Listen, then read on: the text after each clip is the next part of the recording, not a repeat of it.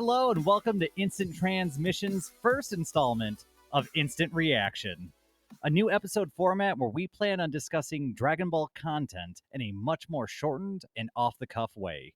My name is Dayton, and as always, I'm joined by my co-host Todd. Hi. And on tonight's episode of Instant Reaction, we plan on diving into a fan-made film titled Legend, a Dragon Ball tale by Studio Stray Dog. And hopefully you enjoy this new format. But with that out of the way, was there anything you wanted to discuss before we got things started, Todd? Actually, the only thing that I wanted to talk about here briefly is talking about Legend itself and its production, real quick. So, Legend took Studio Stray Dog 4 years to make. They were not funded. This is entirely a fan project. And they had only 13 people on their team, and that includes voice actors. So, I mean, we're going to get into it, but all of that is crazy considering what they accomplished here.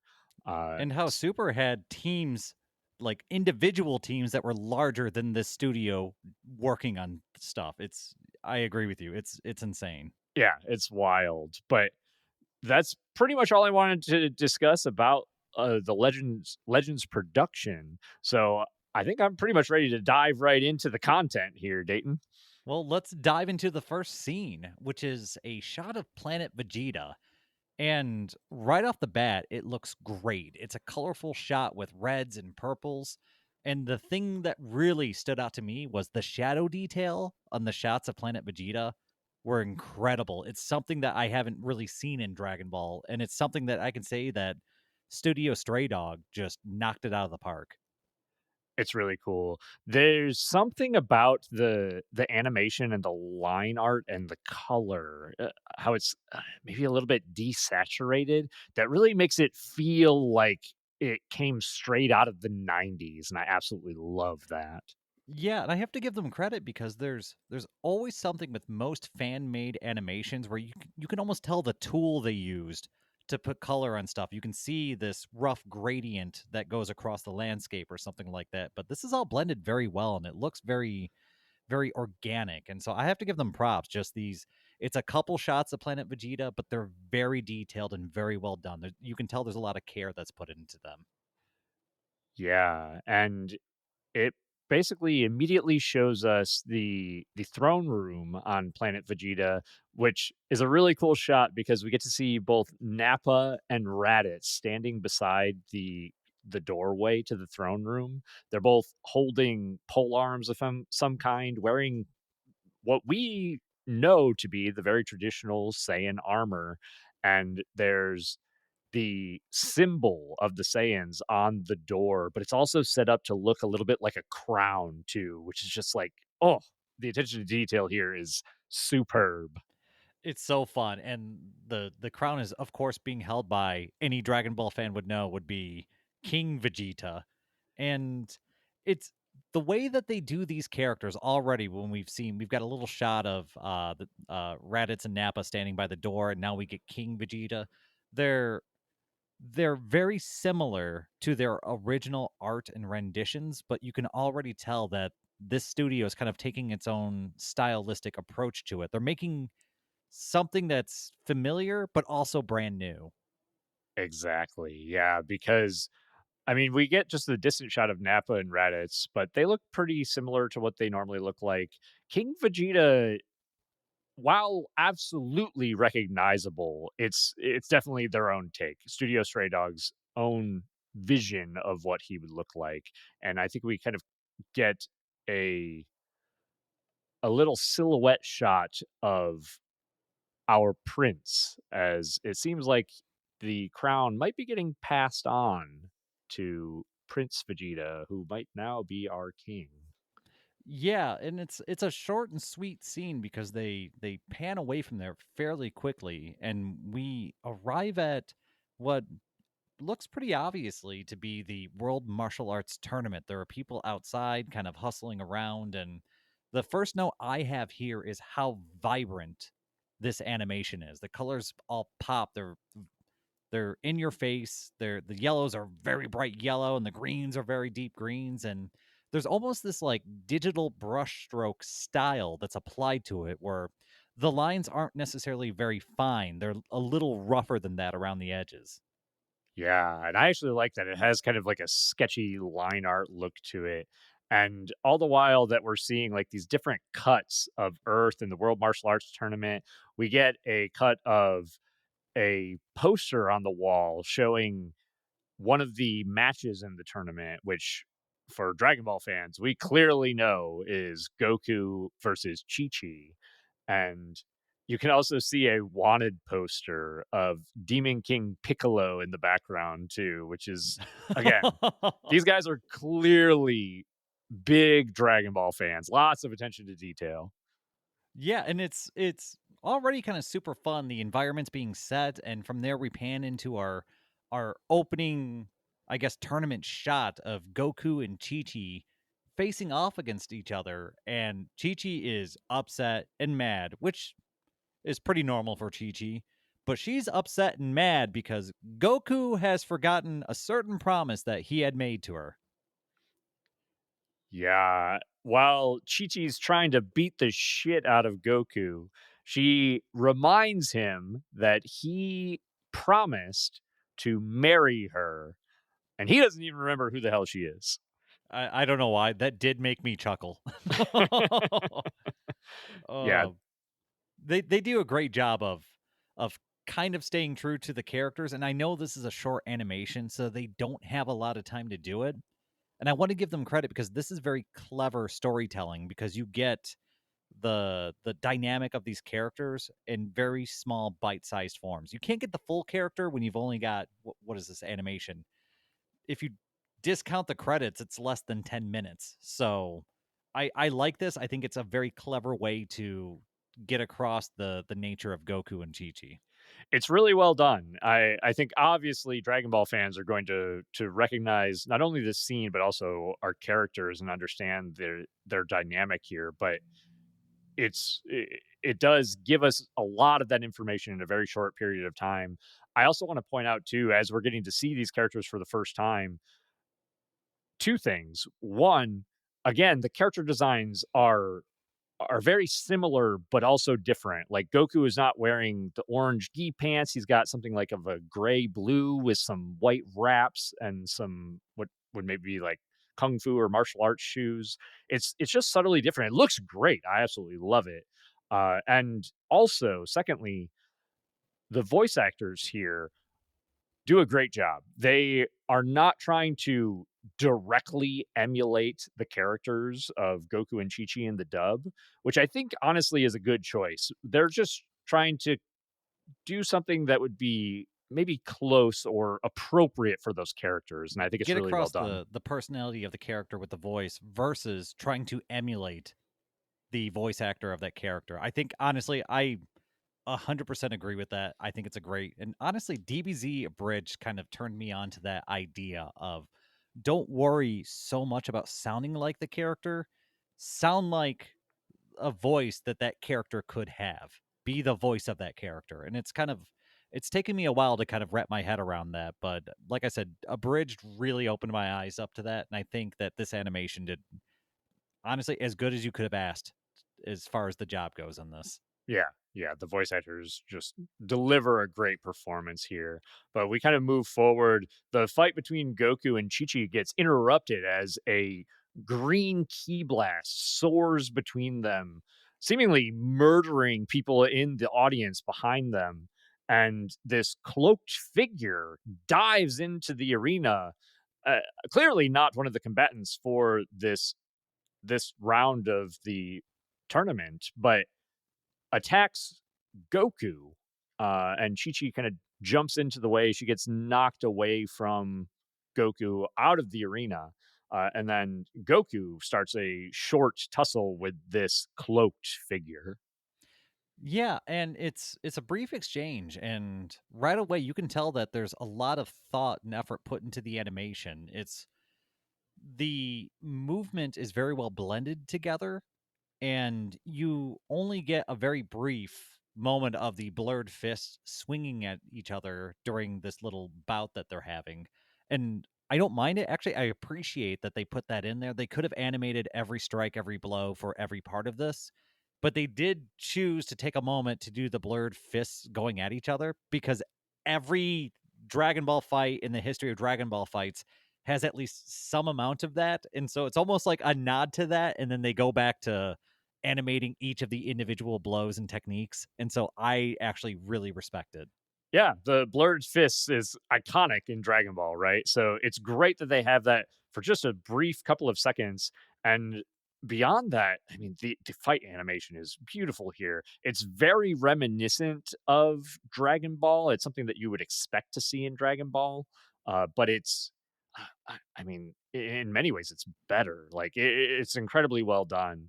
But Goku is really taking the worst of this beating from this cloaked figure. The figure ends up firing a ki blast at Goku that he blocks, but it renders him helpless on the ground. And we hear this cloaked figure as he charges another ki blast over Goku's body. Say the name Kakarot. I love it. I friggin' love it.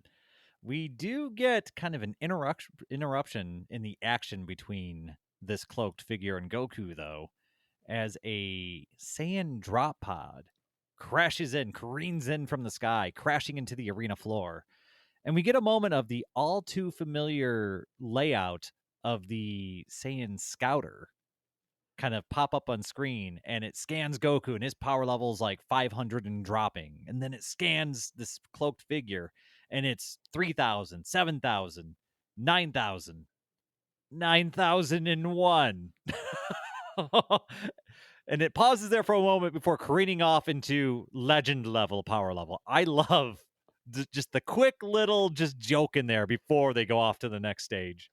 So this whole scene is beautiful. Again, the attention to detail. So Goku's power level shows up like at about 330 as he's, weakened on the ground, which is about the power level that he had when he fought Raditz. And this is close to the same time period. Oh, it So, is. Yeah. Yeah. That is good attention to detail, actually. yeah, really well done there. And then while the over 9,000 jokes have probably been overdone at this point in the Dragon Ball fan base, this is such a subtle over 9,000 joke. And it's just a split little second. And the timing is beautiful with the number for the power level stopping at 9,000 and then just beep going just barely over 9,001. So well done. They're bringing it back. They're making it cool again. Yeah, exactly. But this Saiyan pod, it finally opens up and it reveals not King Vegeta, but Vegeta. And we get this kind of monologue from Vegeta as he emerges from his Saiyan pod. And he says, "The green light, the gold you fashion. It's not every day a king leaves his throne. But for you, I make a royal exception." And I love the grand eos of Vegeta showing up. I And it's also sounding like fighting words to me. So it does everything I want in just one little line like that. I mean, there's not a lot of dialogue in this, right? It's like you said, it's less than 10 minutes. It's a lot of action, but the dialogue that is here is well written.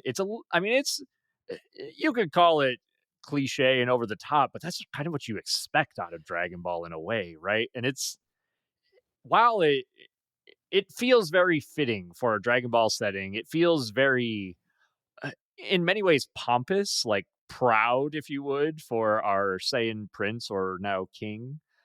And he basically tells Broly, well, as we know to be Broly, Uh-oh, cat's out of the bag. that's right, because we get a couple of very cool title sequences as we get these Japanese characters or the letters coming up behind Vegeta as well as the Saiyan legend Broly.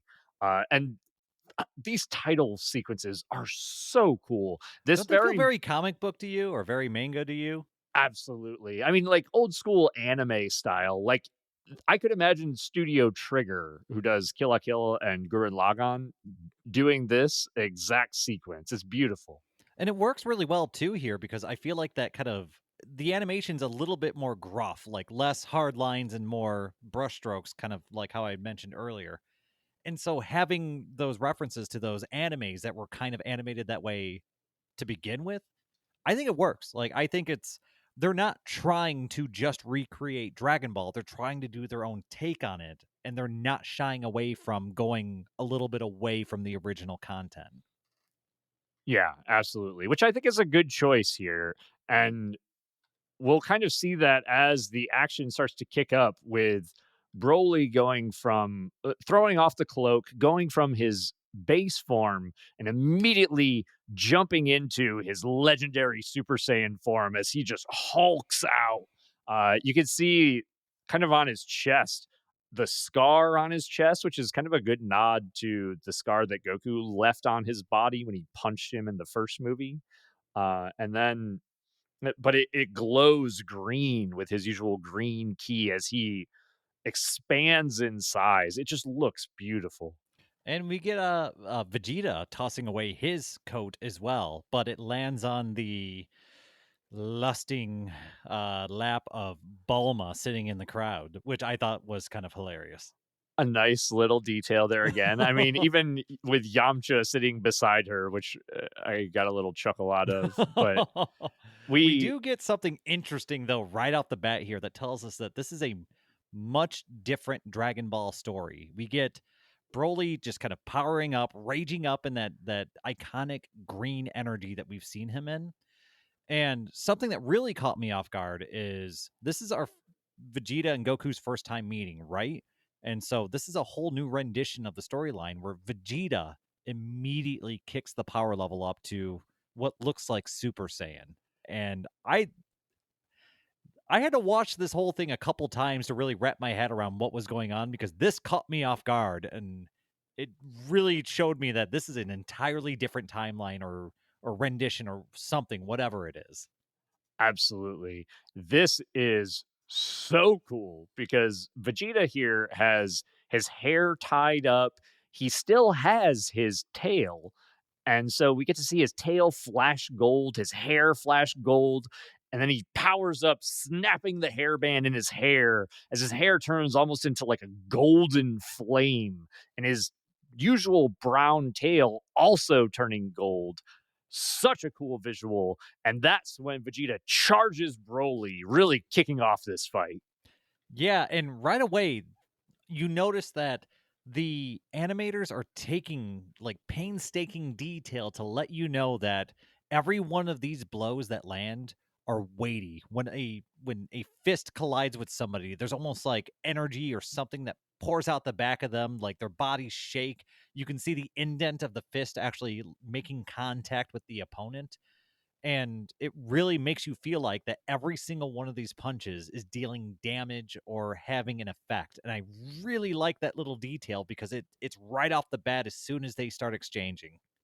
Yeah, it's so good. I also have to say the illusion of speed in the animation, so well done. Like, especially because we've got this much smaller figure in Vegeta fighting against this hulked out Broly, and they really do a great job of showing Vegeta as the faster of the two. Not to say that he's weak by any means. He's at first kind of knocking Broly around, but he's also dancing around Broly's attacks and just moving away from him. Each time he dashes away, there's this trail of light behind his feet.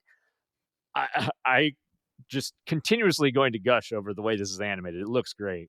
The other thing too that I absolutely loved is as the fight kind of keeps going forward and like the footing kind of changes and Broly starts kind of pushing an advantage, we see Broly landing hits on Vegeta, and these hits are so heavy, so weighty that they actually knock Vegeta out of his Super Saiyan form for a brief moment, and he has to kind of regain concentration and go back into it. I wish Dragon Ball would just adopt that period to show you that these forms require concentration and discipline and technique. And when you take a heavy blow like that, it interrupts that. It's such a great idea. I This is one of those things where the animation or the story or whatever, they did a better job than the original content on that idea, and I have to nod the cap to them. Yeah, and it's over the sequence of just like 10 seconds where Broly just smacks the shit out of Vegeta like, "Bitch, Imma slap the Super Saiyan out of you."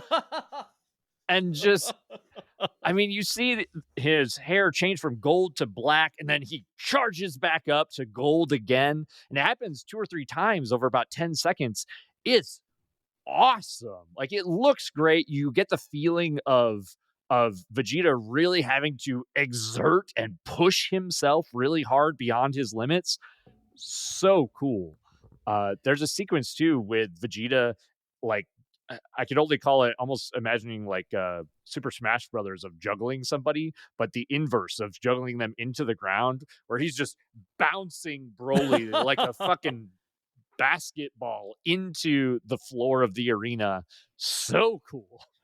We do speaking on the rule of cool, we get to the later stages of Vegeta and Broly's fight, and we see goddamn Vegeta whipping out an energy blade, which okay, energy swords are cool. Can we just like say that as a rule of thumb? Swords are cool. I'm pretty sure that that's the internet 100% agrees. Uh, but yeah, getting to see an energy sword, it's in some ways it's reminiscent of Vegito is what comes to my I thought the mind. same thing. Yep. But it turns into Vegeta dancing around Broly once more and slicing off one of his arms, which is not only hardcore, but not something you'll see very often in our normal canon Dragon Ball. I also can't remember the last time I saw blood in Dragon Ball, so it was refreshing to see. Modern day Dragon Ball doesn't have a lot of it, unfortunately. But Like, just do it the way it needs to be done. Like, make me some good. I don't mind a little darkness in my Dragon Ball, so please sprinkle it in. I want oh yeah, I love when we get a little bit of maiming and dismemberment. But it. I will say it's a good thing that Broly was equipped with two arms, though, because with Vegeta slicing one off, Broly is just even more pissed off at this point and grabs him by the throat with the other arm and just slams him into the floor of the arena. And it's at this point we kind of get Vegeta doing something that I never would have expected. And that's pleading with Kakarot to kind of step in. This was bizarre to me. I like I said, I had to watch this thing twice because this is a different world. it's definitely a different world. It's not something that we would expect to see of our normal, very proud Prince of the Saiyans. Mhm. And I'll be honest, I was worried here because up to this point, we're about halfway through, maybe a little more than halfway through this animation, and I was worried. Well, first off, I was like, "Oh, awesome! Vegeta's getting to be the hero and the badass." And then he's pleading out to Goku, and I'm like, "No, please, please don't do the same thing that happens in every canon Dragon Ball fight where Goku saves Vegeta." If there's one trope you don't have to bring back, it's that one. Please, for the love of God. Yeah, But this is a different rendition, right? This is a different interpretation of Dragon Ball. And so we get Vegeta kind of being overpowered by Broly, and it's actually Chi Chi who's the next person to step in, and she could basically her attack is basically just like the squeaky toy noise, like it just beep. And Broly, not impressed by it, like grabs her by the arm. This part it's like a little bit brutal, where he like takes her and slams her awkwardly into the ground, and it makes it look like Broly just freaking broke her arm and just threw her down like a rag doll. oh, you hear the snapping. Like, I was shocked when I first saw it. I was like, oh god, that's brutal." And this is kind of the triggering effect here for Goku or Kakarot, as we get to see him enraged as his soon-to-be wife is writhing in pain on the ground. And this next scene is such a great nod to our original Super Saiyan transformation on Namek as the sky turns black, lightning comes striking down, and we even get the same profile view of Goku's face. It's wonderful. Yeah, it feels super iconic, and honestly, it feels like it was going to go in that same direction, but this time it's a little bit different. Goku's body begins to be enveloped by what looks like a flame that burns and scorches his skin as it engulfs him. he breathes fire, and it actually kind of sets his head on fire, and he turns into something much more bestial. Is the only way I can put it. Yeah, I mean, the visuals here are great with the transformation as his body is like almost looking like charred lava across his chest, and then he spits out flames that engulf his head and then turns into a golden hair, but almost more like fire.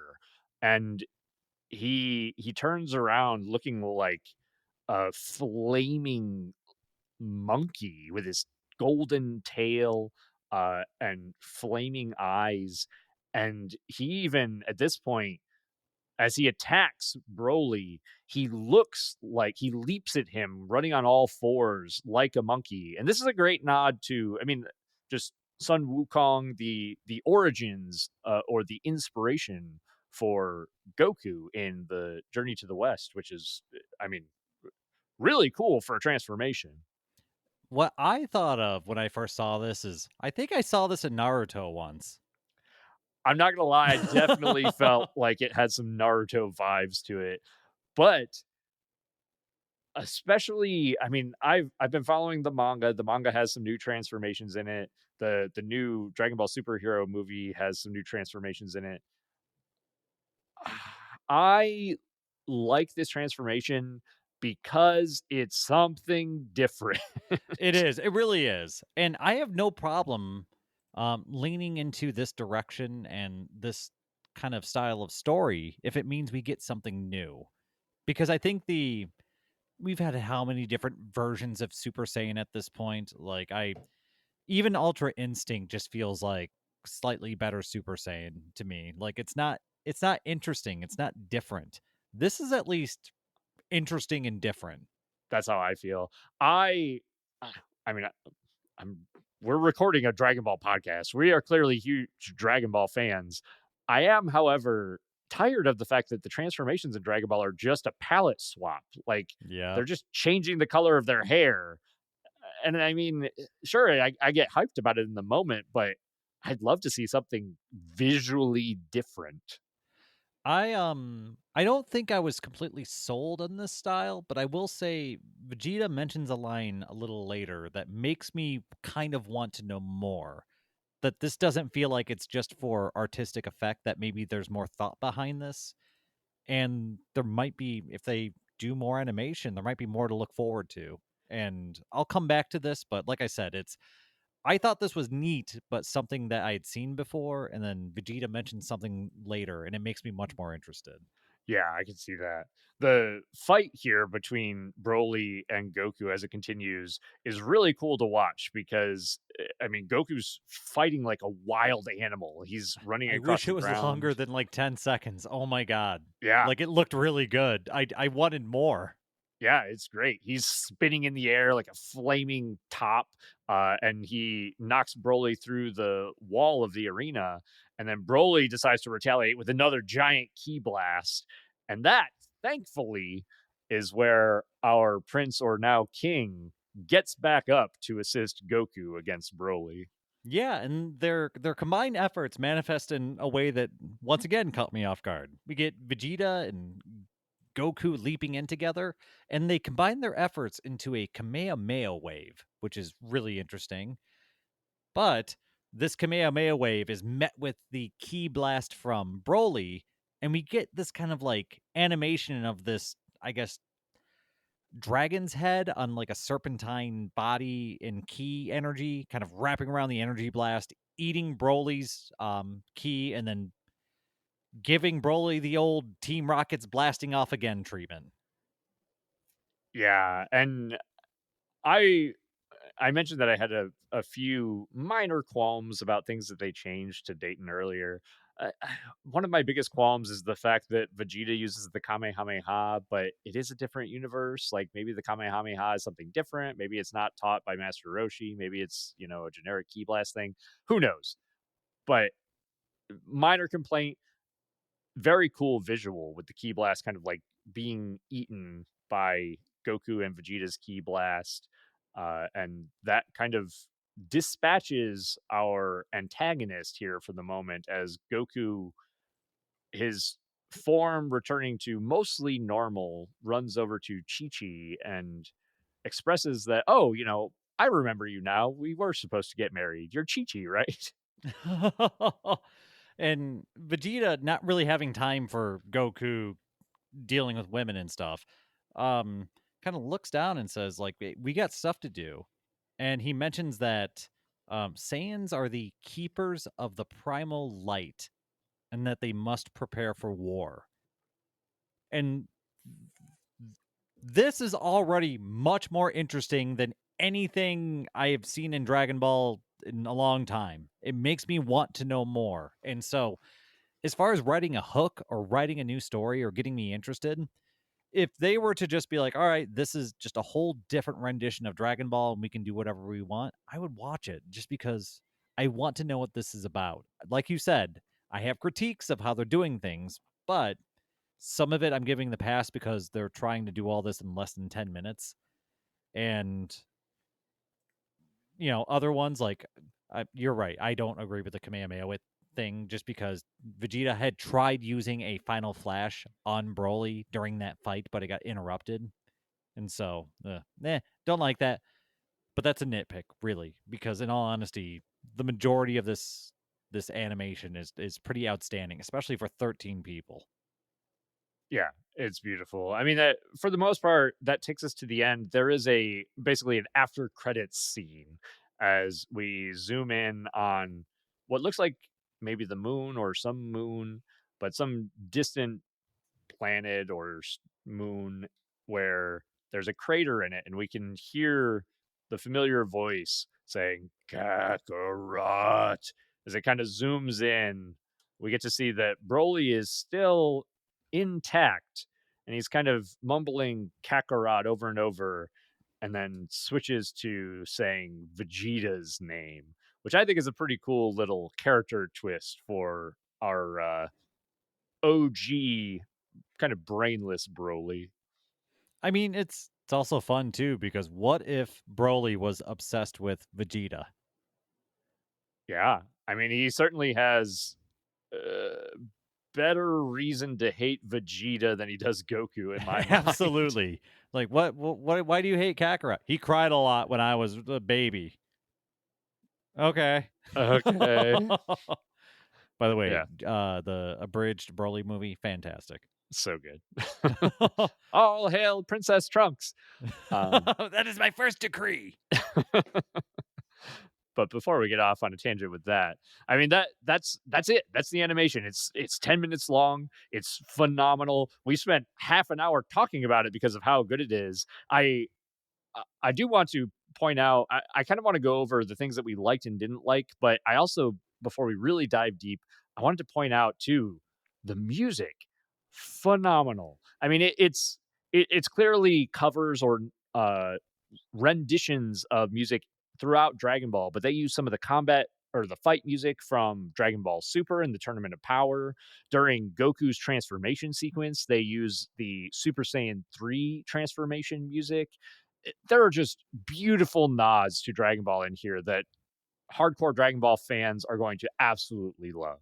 And the sound design in general was very good because there was nothing that really took me out of the moment, right? Like there was nothing that didn't sound like a key blast or a punch landing or anything like that.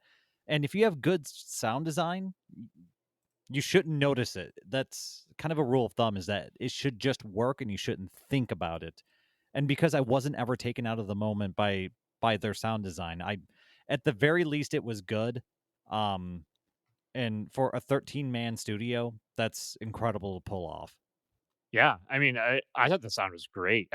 Even like I mentioned, the scene with Chi Chi's arm being broken, it had me cringe. Largely, the sound is what did it, but watching her also get thrown to the ground, it really well done. But what are some of your nitpicks about the animation or just the show? Well, I mean, the Kamehameha was going to be my big bugaboo because it didn't. In what universe does that make sense? That's very key to Goku's character. It's kind of. I always felt like the Kamehameha wave was supposed to be like his signature move that he learned from Master Roshi, right? Like I always thought that he was supposed to carry that torch.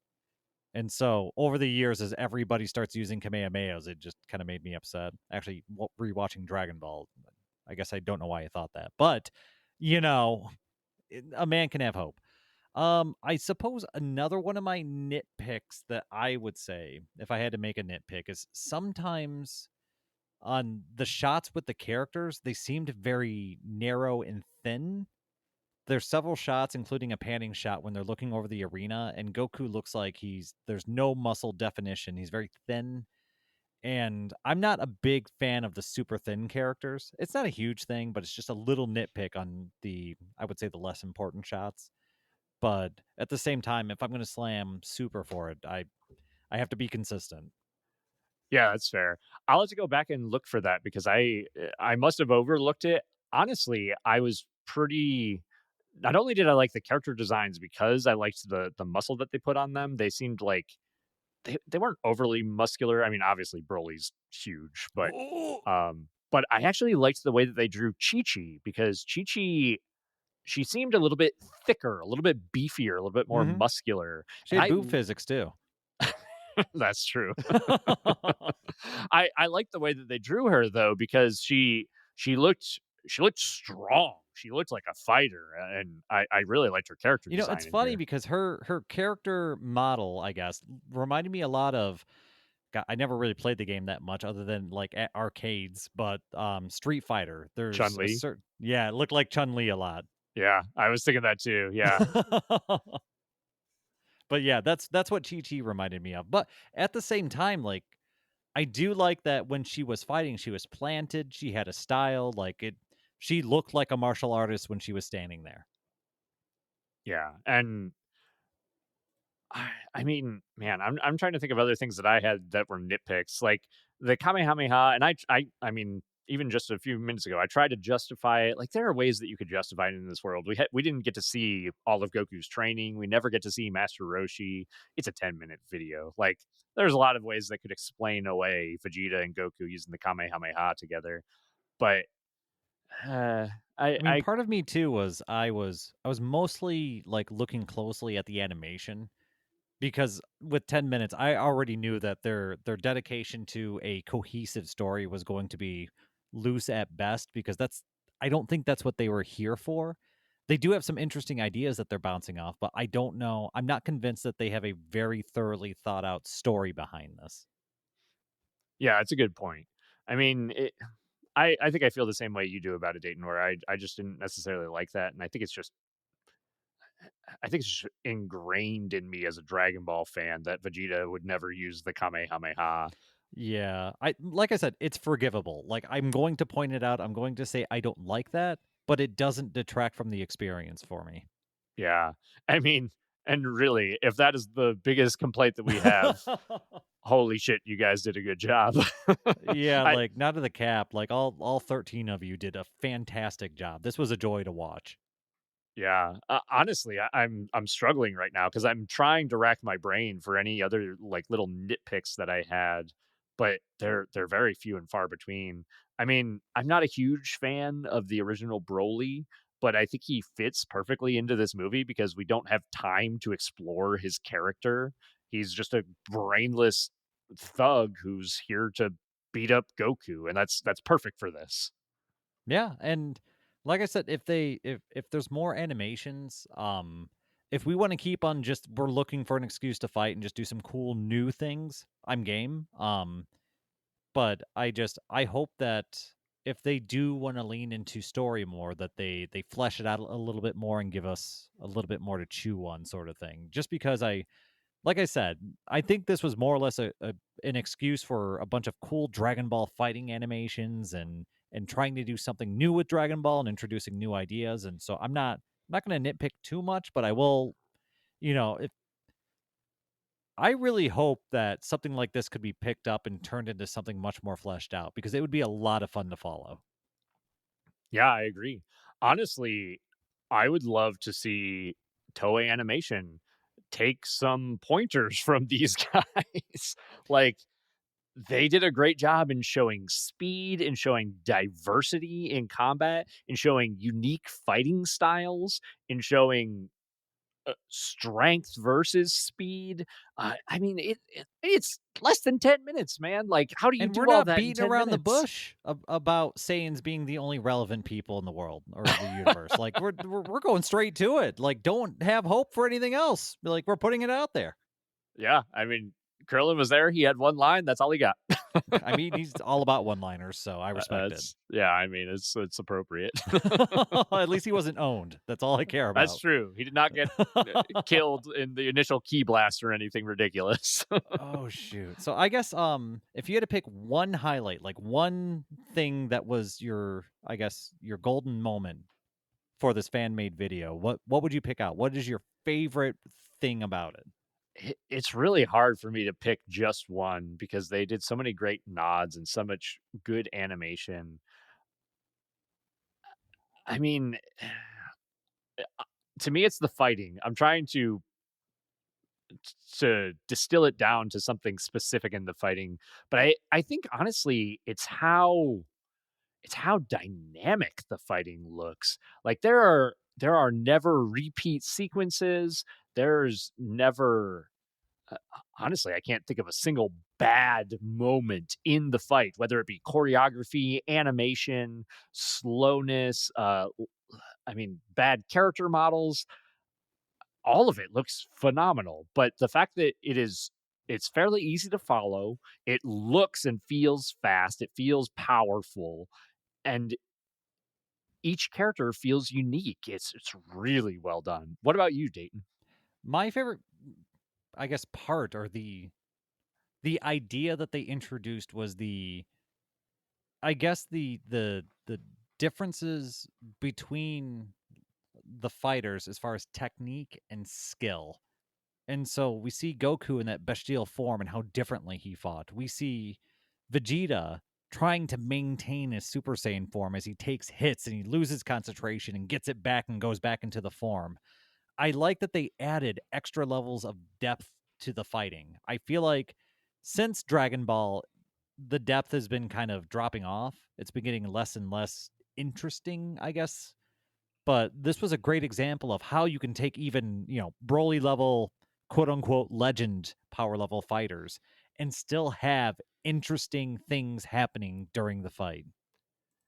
Yeah, I agree. I just have, I think, one last thing that I want to bring up for the discussion. What do you think Vegeta's talking about when he says that we need to get ready for war? Ooh, that is very interesting. So they were very vague on whether planet Vegeta was blown up or not, and what may have happened to it if it was. And so it's also this quote about the Saiyans are the keepers of the primal light. And so maybe there's, an opposite to that. Maybe there's a primal darkness or something like that that may have consumed planet Vegeta. And so Vegeta's out there trying to reunite the Saiyans to push back the darkness or something like that. I mean, it implies a lot, and I can only speculate at this point. Yeah.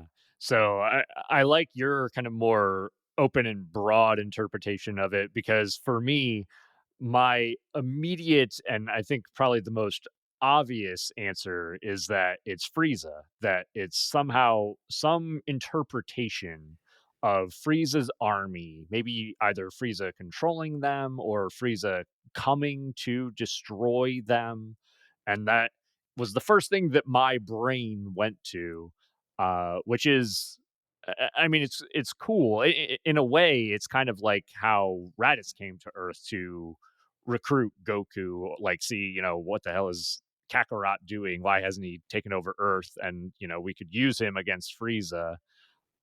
So that's the thought process that I went through. But I like the idea that you had, where it could be something entirely different. Or maybe Frieza is the embodiment of what I described. Like that could be there too.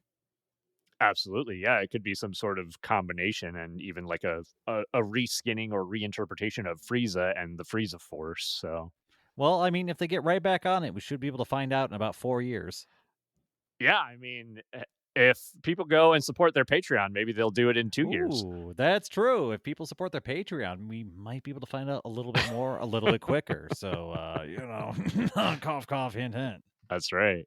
But, I mean, we've spent 45 minutes on this thing. Did you have anything else that you wanted to discuss about Legend?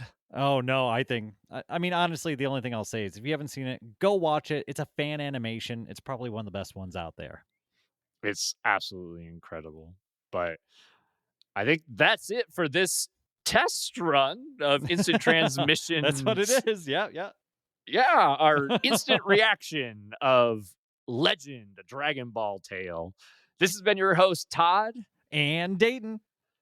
Be sure to join us next time as we cover the brand new something. This is a whole new format for us in We're response to figuring it Dragon out. Ball. Yeah. So we'll try it again whenever we deem it appropriate for new Dragon Ball media. But also, again, be sure to check out Studio Stray Dog's other work on YouTube and support them via Patreon. They absolutely deserve it after the incredible feature that is Legend. What will we instant react to next? Find out next time. And to all our Dragon Ball fans, stay safe out there and remember to keep rocking the dragon.